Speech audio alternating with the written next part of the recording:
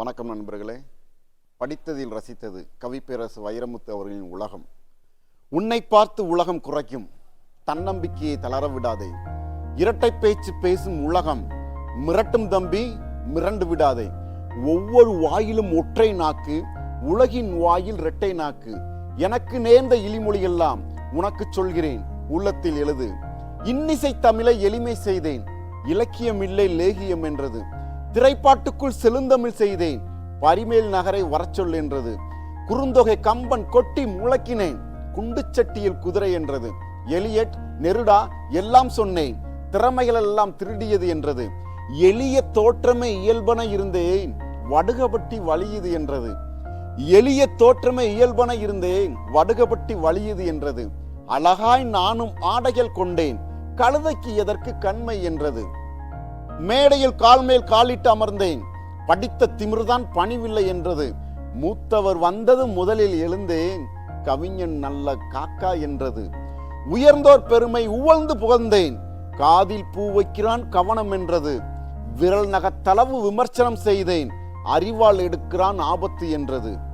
மற்றவர் சூழ்ச்சியால் மண்ணில் விழுந்தேன், புத்தி கொளுத்தவன் புதைந்தான் என்றது. மூச்சு பிடித்து முட்டி முளைத்தேன், தந்திரக்காரன் தள்ளி நில் என்றது. பகையை கண்டு பையன் நகர்ந்தேன், பயந்து விட்டான் பாவம் என்றது. மோதி மிதித்து முகத்தில் விமிழ்ந்தேன், விளங்கி விட்டதா மிருகம் என்றது. பணத்தின் பொருளில் பற்றற்று இருந்தேன், வறுமையின் விந்தில் பிறந்தவன் என்றது. என்னை தேய்த்து மண்டபம் கட்டினேன், புலவன் இல்லை பூஷ்வா என்றது. கயவர்கள் கேட்டால் காசு மறுத்தேன், கறக்க முடியா கஞ்சன் என்றது. உண்மை இருந்தால் உருபொருள் கொடுத்தேன், உதறி திரியும் ஊதாரி என்றது. மங்கையரிடையே மௌனம் காத்தேன், கவிஞன் என்ற கர்வம் என்றது.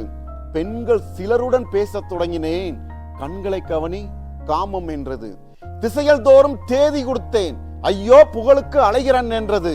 திசைகள் தோறும் தேதி கொடுத்தேன், ஐயோ புகழுக்கு அலைகிறான் என்றது.